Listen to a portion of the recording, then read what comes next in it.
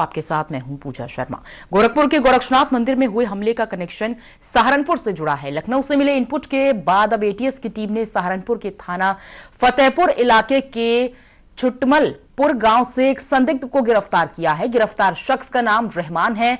सूत्रों की माने तो 4 साल पहले बरेली आते हुए मुर्तजा अब्बासी की अब्दुल्ला रहमान से मुलाकात हुई थी और फिर दोनों में दोस्ती हो गई। जांच में यह पता चला है कि दोनों की एक दिन में करीब 8 से 10 बार फोन पर बातचीत होती थी। साथ ही दोनों सीरिया के एक आतंकी संगठन के संपर्क में हैं।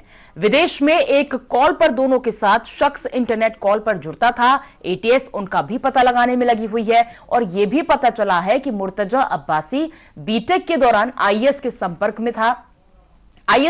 में था और अब्बासी 2012 से 2015 के बीच नेपाल के बैंक के जरिए सीरिया में कुछ रकम भेजी थी। फिलहाल प्रदेश के कई जिलों में एटीएस की पूछताछ जारी है।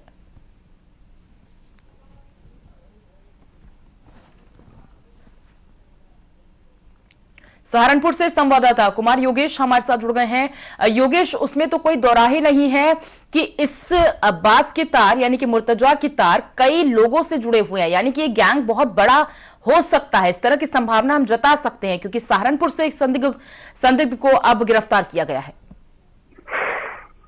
जी देखिए, पहले मैं ये साफ कर दूं, जो अब्दुल रहमान नाम का व्यक्ति फतेहपुर थाना इलाके से पुलिस ने पकड़ा है। ये यहाँ छुटमलपुर की मुस्लिम कॉलोनी में एक किराना की जनरल स्टोर की दुकान चलाता है और अभी जो एटीएस सूत्रों से हमारे को जानकारी मिल पा रही है, इसे अभी गिरफ्तार नहीं किया गया, इसे अभी हिरासत में लिया हुआ है और इससे पूछताछ की जा रही है। और पूछताछ के दौरान जो जानकारी मिली है तो उसमें इसने कबूल किया है कि ये मुर्तजा अब्बासी जो है उसके संपर्क में था।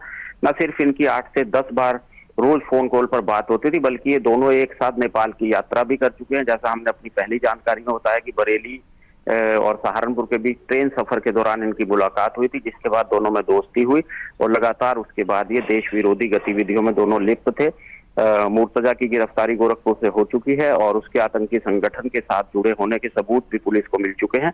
लेकिन जो रहमान है, इसके बारे में दूसरी जानकारी पुलिस के द्वारा जुटाई जा रही है। कोई आपराधिक इतिहास अभी इसके बारे में नहीं मिला है, लेकिन यह मुर्तजा के संपर्क में था, देश विरोधी गतिविधियों में लिप्त था, इससे इनकार नहीं किया जा सकता। जो एटीएस के सूत्र बता रहे हैं कि इससे लगातार पूछताछ की जा रही है और मैं अपने अनुभव के आधार पर कह सकता हूं कि आज भी इससे पूरा दिन करीब पूछताछ अलग अलग एजेंसियां करेंगे और उसके बाद जो इनपुट मिलेगा उसके बाद जो है आगे की कार्रवाई एटीएस, पुलिस या दूसरी एजेंसियां निर्धारित करेंगी। बिल्कुल, देखिए एटीएस लगातार कार्य कर रही है और पूछताछ लगातार जारी है। वो लखनऊ भी पहुंची, उन्होंने मुर्तजा की पहली पत्नी से भी पूछताछ की और मुर्तजा के ससुर से भी बातचीत की। हालांकि उन्होंने बोल दिया कि हमारी बेटी का 2019 में ही तलाक हो गया था, लेकिन अब इस संदिग्ध को हिरासत में लेना एक बड़ा सुराग हाथ लगना पुलिस के हाथों में कह सकते हैं और ये गैंग और भी बड़ा होगा, फैला हुआ होगा। जी बिल्कुल, ये इस तरह की जो देश विरोधी गतिविधियों में जो लोग लिप्त रहते हैं, आतंकी संगठनों के संपर्क में होते हैं, तो इनका वास्तव में बड़ा एक नेटवर्क होता है और टीम वर्क होता है। तो अलग अलग लोगों को, कई स्लीपर सेल भी मैं कह सकता हूँ, क्योंकि देवबंद से भी पहले कई लोगों की गिरफ्तारी हो चुकी है इस तरह के मामलों में। तो कहा जा सकता है कि एक स्लीपर सेल भी जरूर कुछ ना कुछ होंगे जो इन लोगों के साथ जुड़े होंगे, तो एक बड़ा नेटवर्क होगा। हालांकि जो मुर्तजा की गिरफ्तारी के बाद अब पुलिस ने रहमान को हिरासत में लिया और संभवतः इससे भी पुलिस को और एटीएस को कुछ जानकारियां मिलेंगी, जिसके बाद दूसरे लोगों की भी गिरफ्तारी हो सकती है। इस बात से इनकार नहीं किया जा सकता। जो संदिग्ध हिरासत में लिया गया है, जैसा कि आप जानकारी दे रहे हैं, कुछ सुराग उसके पास से मिले हैं? जी बिल्कुल, जो एटीएस सूत्र हमें बता पा रहे हैं कि काफी जानकारियां इससे मिली हैं। जैसा इसने खुद ही बताया कि बरेली और सहारनपुर की यात्रा के दौरान इसकी दोस्ती हुई। जैसा हमने पहले चर्चा किया कि ये नेपाल की यात्रा कर चुका है और फिलहाल इन लोगों का प्लान ये था कि ये सीरिया जाने की फिराक में ये लोग थे। उसमें हो सकता है कि सिर्फ अभी मुर्तजा के जाने का प्रोग्राम हो या फिर रहमान भी उसमें शामिल रहा हो। ये अभी चीजें खुलकर के सामने नहीं आई हैं, लेकिन इस बात से इनकार नहीं किया जा सकता कि इस टीम में कई लोग होंगे।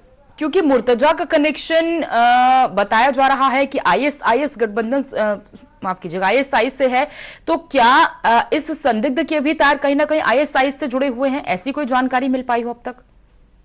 देखिए, जो हमारे सूत्र बता रहे हैं और ये मजबूत सूत्र हैं, एटीएस से जुड़े हुए सूत्र हैं, उनका कहना है कि ये लोग सीरिया के एक व्यक्ति के संपर्क में थे और लगातार इंटरनेट कॉलिंग के जरिए ये लोग बातें किया करते। तो इस बात से भी इसमें कोई शक शुबा नहीं है कि इस जो रहमान नाम का व्यक्ति हिरासत में लिया गया कि इसके भी दूसरे लोगों से तार जुड़े हो, लेकिन अभी तक की जो हम बात करें, जो अभी तक की जानकारी है, तो ये सीधे तौर पर जो है मुर्तजा के संपर्क में था। वो मुर्तजा जो है ISI के संपर्क में था, तो ऐसा कहा जा सकता है कि ये भी कहीं ना कहीं दूसरे लोगों के संपर्क में ला। और लेकिन जो इसके बारे में जानकारी अभी तक मिल पा रही है कि ये भी कहीं ना कहीं जो ATS इससे जानकारी जुटाने का प्रयास कर रही है, तो उनको गुमराह करता हुआ नजर आ रहा है। और इसके बारे में ये कहा जाता है कि ये बोलता काफी कम है, तो कहीं ना कहीं ऐसा लगता है कि इसके साथ पुलिस को सख्ती से पेश आना होगा, तब चीजें जो है साफ हो पाएंगी।